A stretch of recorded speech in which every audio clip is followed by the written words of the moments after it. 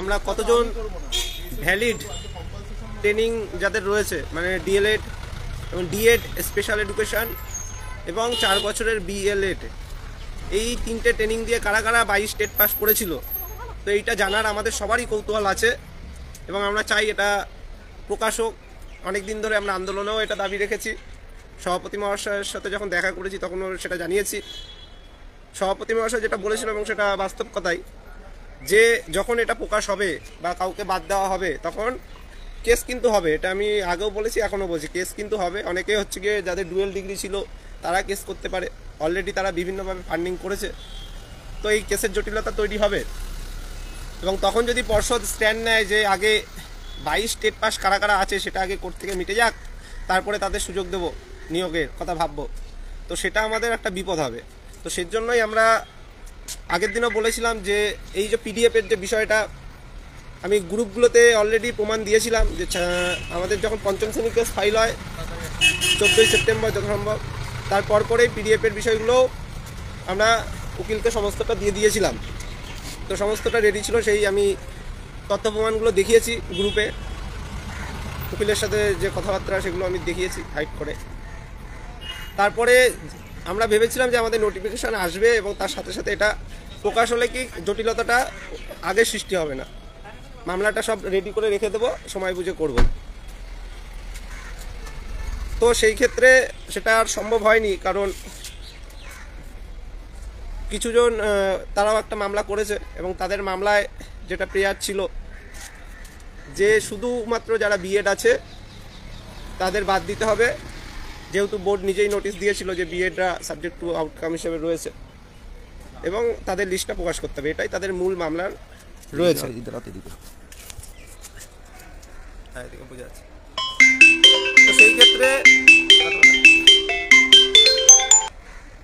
তো সেই ক্ষেত্রে আমাদের যেটা পূর্ণাঙ্গ মামলা ছিল যে বিএড বাদ দিতে হবে, বিএড স্পেশাল এডুকেশন যারা আছে তাদেরকেও বাদ দিতে হবে। এছাড়াও আরেকটা যে বোর্ড নোটিশ দিয়েছিল যে সার্টিফিকেট, ডিপ্লোমা এবং ব্যাচেলার ডিগ্রি যাদের আছে ফিজিক্যাল এডুকেশনে, তারা যারা টেট পাস করেছিল তাদেরও বাদ দিতে হবে। এনআইএসের থেকে যারা ডিএলএড করেছিল তাদেরও বাদ দিতে হবে। এটা হচ্ছে টোটাল মামলাটা। তারপরে কতজন পড়ে রইল সমস্তটা যাতে পাবলিশ করা হয়, এগুলো রয়েছে আমাদের মামলাটাই রয়েছে এগুলো। তো মামলাটা তো ভেবেছিলাম যে সময় বুঝে শুনানি হবে, যাই হোক। তো তারা মামলা করার পর তারা মামলাটা মুভও করে দেয়। তারা ফেব্রুয়ারি মাসে মামলা করে, আমাদের জানুয়ারি মাসে হয়েছিল, ফেব্রুয়ারি মাসে তারা মামলা করে মামলাটা মুভ করিয়ে দেয়। যা হয়ে গেছে হয়ে গেছে, এখন লড়তে হবে এবং আগামীতে যদি আরও কোনো জটিলতা সৃষ্টি হয় সেখানেও আমাদের সবাইকে মিলে লড়তে হবে। তো আজকে সেই মামলার যেহেতু তারা অলরেডি করে ফেলেছিল, মুভ করিয়ে দিয়েছিল, তো সেই ক্ষেত্রে কালকেও আমি কোর্টে এসেছিলাম, আপনারা জানেন। তার আগেও শনিবার আমি কোর্টে এসেছিলাম, কালকে সারাদিনই কোর্টে ছিলাম। কোর্টে একজন মারা গেছিলো, তো সেখানে মেনশানিংটা হয়েছিল, আমরা মামলাটা মেনশন করেছিলাম। আমাদের মামলাটা যেহেতু একই বিষয় অনেকটা, ওদেরটা আংশিক, আমাদেরটা সম্পূর্ণভাবে রয়েছে বিষয়টা। তো সেই ক্ষেত্রে ওদের মামলা 5 নম্বরে ছিল, আমাদের মামলা তারপরেই 6 নম্বরে ছিল মেনশন হওয়ার পরে। আজকে শুনানি ছিল, শুনানি পজিটিভ হয়েছে। প্রথমে ওদের মামলা ছিল 5 নম্বরে, সেখানে সুবীর সান্যাল স্যার ভালো মতো আর্গুমেন্ট করেছে, হয়তো লাইভে অনেকে দেখে, লাইভ যদি থেকে থাকে দেখতে পারবে, ভালো মতো বলেছেন। বিএডের বিষয়টা সমস্তটা বাদ হয়ে গেছে, বাদ হয়ে যাবে বিএডের। তো আমাদের আর বিএড নিয়ে বলার কিছু ছিল না। আর যেটা জজ সাহেব নিজে থেকেই এনআরএসের বিষয়টাও, জজ সাহেব আর একটা মামলায় এগুলো শুনছিলেন তাই জানেন জজ সাহেব, তাই এনআরএসটা জজ সাহেব নিজেই বলে দিয়েছেন যে এদেরটাও তো বাদ যাবে হিসাব মতো। তো সেইটাও মিটে যাবে আশা করি। বাদ যেটা ছিল ওই বিপিএডের ওগুলো ওরা মিস করেছিল, ওদের সোমেশ স্যার ছিল, সোমেশ স্যারকে বললাম, সোমেশ স্যারও মানে ওটা হয়তো মানে খেয়াল ছিল না। স্যার বললো যে এটা তো রিক্রুটমেন্টের ক্ষেত্রে ছিল শুধু, আমি বললাম না না, এটা টেটের ক্ষেত্রেও এরা দিতে পেরেছিল, একটা নোটিশ আছে। তো এটা হয়তো তারা মিস করে গেছিলো, সোমেশ স্যারের খেয়াল ছিল না। তারপরে ওটা আমাদের উকিলও বললো আর সোমেশ স্যাররাও জানলো বিষয়টা। যাই হোক, পরবর্তীকালে একত্রভাবে এই যে প্রেয়ারটা, পিডিএফটা প্রকাশ করা, এটা কিন্তু এখনও হয়নি। আপাতত হয়েছে, এদের কারা কত কি রয়েছে এটা কিন্তু একটা রিপোর্ট হয়তো বোর্ড দেবে, অ্যাফিডেভিট আকারে দেবে, সেইটুখানি হয়েছে। কিন্তু পিডিএফ প্রকাশ নিয়ে কিন্তু এখনও কিছু হয়নি। পিডিএফ প্রকাশটা করতে হবে, সেটা আমাদের মামলার প্রেয়ারে রয়েছে যে পিডিএফটা প্রকাশ করতে হবে, সেটা নিয়ে আরও আর্গুমেন্ট করতে হবে। এই হচ্ছে বিষয় আজকের কেসের। আর সবাইকে বলবো, সব থেকে যেটা বিপদ রয়েছে ম্যাটটা প্রত্যেকে জানো যে সুপ্রিম কোর্টে 6 নম্বর যারা 2014রা যদি পেয়ে যায় সকলকে যদি দেওয়া হয় অনেকে পাস করবে। সেক্ষেত্রে শুধু পাসই করবে না, তাদের যাদের আগে ট্রেনিং ছিল তারা সরাসরি নিয়োগেরও দাবি করবে, কারণ তাদের মধ্যে অনেকে আগে চাকরি পেয়েছে। তো সেটা একটা কিন্তু আমাদের খুব লড়তে হবে ওই জায়গাটায় দাঁড়িয়ে, এবং আমাদের নোটিশটা যতদিন না আমরা আনতে পারছি তো সেই মামলাটাকে কিন্তু আমাদের ঠিকিয়ে রাখতে হবে। সেজন্য বলবো সুপ্রিম কোর্টের লড়াই তো অনেকটা ফাইট দিতে হবে, ফান্ডিংটা অনেকটা প্রয়োজন। সেই বিষয়ে আজকে আমরা আলোচনা করে নিয়েছি। আমরা শুনানির হওয়ার আগে আগে আমাদের ফান্ডিংটা দরকার হবে, সেই বুঝে উকিল হবে, যেরকম ফান্ডিং হবে সেই বুঝে উকিল হবে। সুপ্রিম কোর্টের উকিল অনেক মানে লাখ লাখ টাকার ব্যাপার আর কি। তো এই ম্যাটটা সবাই একটু চিন্তা করবে। আর কালকে যারা যারা এসেছিলেন আমার খুব মানে কি বলবো, কোর্টে আমি তো এসেছিলাম কালকে, তো এখান থেকে শুধু মনটা টানছে যে কখন ওখানে যাব। তার মধ্যে শুনছি অনেকে এসছে, খুব আগ্রহ ছিল যে যাবো কখন। তারপরে এখানে মেনশানিংটা করলাম, আমাদের মামলাটা আজকে সেজন্য লিস্টে ছিল, না হলে আজকে একসাথে হতো না, আমাদের মামলাটা 6 নম্বরও ছিল।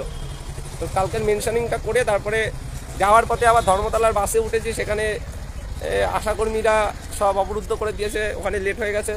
তারপরে গিয়ে দেখলাম যে বিভিন্ন থানায় আমাদের সহযোদ্ধাদের নিয়ে গেছে, কাউকে নিয়ে গেছে সেই দূরে নিউ টাউন থানায়, কাউকে নিয়ে গেছে সেই ইকো পার্ক থানায়, কাউকে নিয়ে গেছে ইলেকট্রনিক্স থানায়, কাউকে নিয়ে গেছে বিধাননগর নর্থ থানায়, কাউকে সাউথ থানায়, কাউকে নর্থ ইস্ট থানায়। এতগুলো থানায় কালকে আটক করেছে। লাস্টে তো গাড়ি শেষ হয়ে গেছে, পুলিশ আর নিতে চায়নি, অনেককে বলে যাবে তোমরা বাড়ি চলে যাও।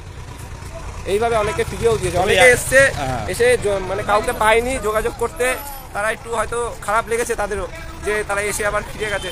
তো তাদের কাছে ক্ষমা চেয়ে নিচ্ছি, পরবর্তীতে আবার একসাথে হবে। একটু টাইমটা মেনটেন করলে ভালো হয়, একসাথে যেহেতু টাইমে আসতে হবে, তো নাহলে তো আটক তো এভাবে হবেই। তো যাই হোক, কালকে তারপরে সেই বিভিন্ন থানায় ভাগ ভাগ হয়ে কিছুজন ছিলাম, কাউকে পাঠালাম নর্থ থানায়, কাউকে পাঠালাম ইস্ট থানায়। আমি নিজে গেলাম, প্রথমে ইলেকট্রনিক্স থানায় গেলাম, ওদের সাথে দেখা করলাম, কখন কি ছাড়বে জিজ্ঞাসা করে ওদের লিস্টটা নিলাম। যদি কোনো বাই চান্স হেল্প দরকার হয়, পুলিশ কখন কি স্ট্যান্ড নেয় সে তো বোঝা মুশকিল। তারপরে আবার নিউ টাউন থানায় গেলাম, ইলেকট্রনিক্স থানায় যোগাযোগ হয়েছিল। যাই হোক, সবাইকে সংগ্রামী অভিনন্দন দিচ্ছি। না আর বলছি যে অন্তত একটা সপ্তাহ ওয়েট করো, পরবর্তী মুভমেন্টের ডেট কিন্তু আমরা ঘোষণা করব। আর আমাদের যে পূর্ণাঙ্গ তালিকা প্রকাশের মানে একমাত্র আইনি পথ বলতে গেলে আমরা কিন্তু করেছি পূর্ণাঙ্গ তালিকা। আমরা শুধু বিএডের সার্টিফিকেট বাতিল না, এর সাথে সাথে আর কয়েকটা ট্রেনিংয়ের সার্টিফিকেট বাতিল কিন্তু আমরা বলেছি, সাথে পূর্ণাঙ্গ তালিকা। অনেকগুলো গ্রাউন্ডে কিন্তু আমরা কেস করেছি, শুধু বিএড নয়। তো আমাদের হিয়ারিং সোমবার, তাই তো? পরের সপ্তাহে হিয়ারিং আছে, ফাইনালি লিস্ট হলে আমরা জানতে পারবেন। এটুকু আর কয়েকটা দিন ওয়েট করুন, নেক্সট আন্দোলন কর্মসূচি আমরা ঘোষণা করব। অন্তত একটা সপ্তাহ আমাদের সময় দাও, একটা বার্তা দেব পর্ষদ থেকে কি সদুত্তর পাচ্ছি, সরকারের কি সদিচ্ছা। এই কয়েকটা দিনের মধ্যে আমরা বিভিন্ন আধিকারিকদের কাছে যাব। শুধু তো বারে বারে আন্দোলন করলে হবে না, সাথে সাথে আমাদের আলোচনার পথও বের করতে হবে। সাথে থাকুন, আর যারা অসুস্থ একটু খবর নেন, যার জেলায় যে অসুস্থ একটু খবর নেবেন। এবং পরবর্তী দিনে 2022 প্রাথমিক টেট উত্তীর্ণ আমরা যারা আছি, শুধুমাত্র 2022 প্রাথমিক টেট উত্তীর্ণ আমরা যারা আছি, আমরা পরবর্তীকালে একসাথে আন্দোলন করে এইরকমভাবে বিকাশ ভবন অবরুদ্ধ করেছি, সামনের দিনে অন্যান্য জায়গা অবরোধ করব। আমরা এখন হাইকোর্টের দিকে, মহামান্য আদালতের দিকে তাকিয়ে আছি। আশা করি আমাদের রায় আমরা খুব তাড়াতাড়ি পাবো। আর ম্যাট 1594 যে সুপ্রিম কোর্টে যাওয়া, এটা আটকাতে আমরা নিজের থেকে ফান্ডিং দিন। আজকে আমরা সিনিয়র বলতে পারেন সিনিয়র লয়ারের সাথে কথা বললাম, তো আমাদের কিন্তু যেতে হবে, ম্যাটটাকে কিন্তু আটকাতে হবে। ম্যাট আটকাতে না পারলে কিন্তু আমাদের যে স্বপ্ন এখনও বেঁচে আছে, এখনও সবার নিয়োগের দাবি আছে, সেটা কিন্তু থাকবে না। আর কিছু বলবে না? সবাইকে এটাই, ওই ফান্ডিং এর বিষয়ে সবাইকে বললো ফান্ডিংটা দাও। কারণ আমরা দেখুন পিডিএফ মামলায় যেহেতু প্রচার করব না, কেউ যাতে না জানে এইভাবে ভেবেছিলাম, কিন্তু অন্যরা যেহেতু মামলা করেছে সেটা বাইরে চলে এসছে, তো এখন সবার চলেই এসছে, তো সেজন্য বলা আর কি। তো ফান্ডিংটা কিন্তু পিডিএফ মামলার 1 টাকাও তোলা হয়নি আজ পর্যন্ত, সেটা ভেবেছিলাম এমনভাবেই হবে। একটা কথা ভালো করে বলি আমি,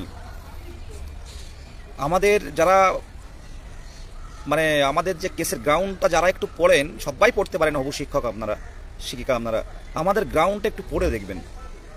সত্যি কথা বলতে কি, আমাদের প্রত্যেকটা কাজ আমরা পরিকল্পনা করে করি। আমাদের 23 জেলা যেভাবে, সেই কোচবিহার, জলপাইগুড়ি, দিনাজপুর, মেদিনীপুর, মালদা, মুর্শিদাবাদ থেকে শুরু করে হাওড়া, হুগলি, 24 পরগনা থেকে শুরু করে আমাদের স্ট্রং, মানে খুব স্ট্রং আমাদের 23 জেলা, 2022 স্টেট উত্তীর্ণ আমরা যারা আছি। সুতরাং একটা কাজ আমরা করি, খুব পরিকল্পনা করে করি, তারপরে হার জিত তো পরে থাকবেই। সুতরাং আমরা সামনের যে শুনানি অপেক্ষায় থাকব, আমাদের জয় নিশ্চিত। আর কোনো সামান্য কিছু নিয়ে উল্লাসের কোনো জায়গা নেই। যতক্ষণ না পর্যন্ত আমরা স্কুলে জয়েন না করছি ততক্ষণ পর্যন্ত আমাদের কোনো সফলতা নেই। আমাদের কোনো যতক্ষণ পর্যন্ত স্কুলে না ঢুকতে পারছি কোনো কাজই সফলতা না। এগুলো একটা একটা পয়েন্টে পয়েন্ট আমরা উঠছি, উপরে উঠছি, শিখছি। তাই বলবো পাশে থাকো, এই জেলাকে আরও যুক্ত করো, এই জেলাকে আরও স্ট্রং করে তোলো। এই বলে আমি আমাদের সংক্ষিপ্ত কথা শেষ করছি। গতকালও দেখলে যে মুভমেন্ট করলাম, আজকে আবার হাইকোর্টে চলে এলাম। এটাই 22 স্টেট একটা আবেগ, একটা আগুন। আমি মাননীয় মমতা ব্যানার্জি মহাশয়কে এর আগেও বার্তা দিয়েছি, প্রাথমিকে বিহার মডেলের মতো সব্বার নিয়োগের চিন্তা ভাবনা করুন, না হলে কিন্তু আমরা আবারও বারে বারে পথে নামবো। কেউ এই তরুণের দলকে আর কেউ আটকাতে পারবে না। এই বার্তা দিয়ে আমি শেষ করছি। আর কয়েকটা দিন ওয়েট করুন, একটু অপেক্ষা করুন, একটা ভালো কিছু বার্তা নিয়ে আসছি আমরা।